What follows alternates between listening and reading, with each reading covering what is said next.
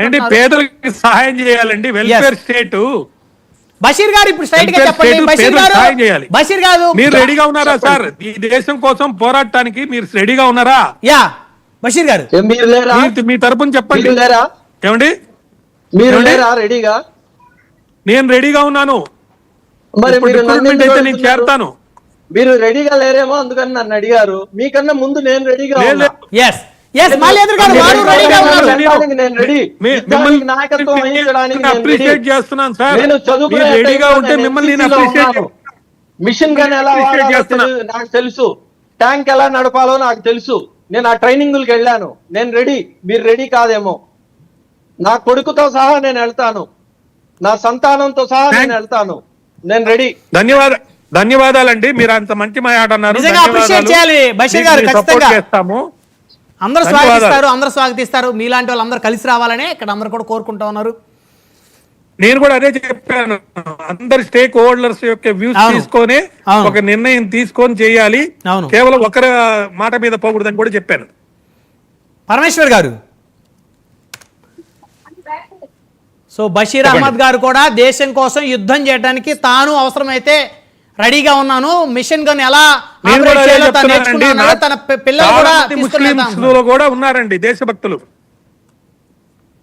Yes Parameshwar గారు, మీరు మీ మీద జాలి పడాలి జడ్జి గారు. దేశభక్తులు ముస్లింలో కూడా ఉన్నారు అనే మీరు ఆ మాట వాడుతున్నారంటే మీ మీద జాలి పడడం తప్పించి ఏం చేయలేము మనం.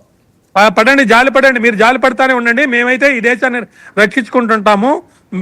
ఖచ్చితంగా హిందువుల్లో కూడా ఈ దేశానికి ఎగనిస్ట్ గా పనిచేసే వాళ్ళు ఉన్నారండి. కేవలం ముస్లింస్ లోనే కాదు, ఎన్నికలు హిందువులో కూడా ఉన్నారు. అది కాదు సమస్య. మతపరమైన పాకిస్తాన్ ని సపోర్ట్ చేస్తున్నారే. బషీర్ గారు ఆగండి. మాల్యాద్రి గారు ఒక నిమిషం. పరమేశ్వర్ గారు మాట్లాడండి. రెండు మూడు విషయాలండి. డిసగ్రీబుల్ కమెంట్స్. ఐ థింక్ బషీర్ గారికి ఐడియా లేదు ఆర్మీ గురించి అసలు. 180,000 మంది జవాన్లను తగ్గించారు. ఎక్కడ రిపోర్ట్లు చదివారో ఏమో తెలియదు. అగ్నివీర్ స్కీమ్ తో ఏమైందండి? ఏమైపోయింది? ఆర్మీకి నష్టం ఏమైపోయింది? పెన్షన్ ఆపేశారన్నారు. పెన్షన్ ఎవరికి ఆపారండి? రైట్ఫుల్ ఫర్ పీపుల్ ఎవరికి పెన్షన్ ఆగలేదు. సో ఇలాంటి ప్లాట్ఫామ్స్ లో జనరల్ బక్షి గారు చెప్పిన స్టేట్మెంట్ మీద డిపెండ్ అయ్యి నేను మాట్లాడుతున్నాను. ఆయన మాట్లాడడం, ఆయన టీవీలో మాట్లాడడం నేను చూశాను. చూపించండి. పంపిస్తాను, మీ పర్సనల్ నేను పంపిస్తాను.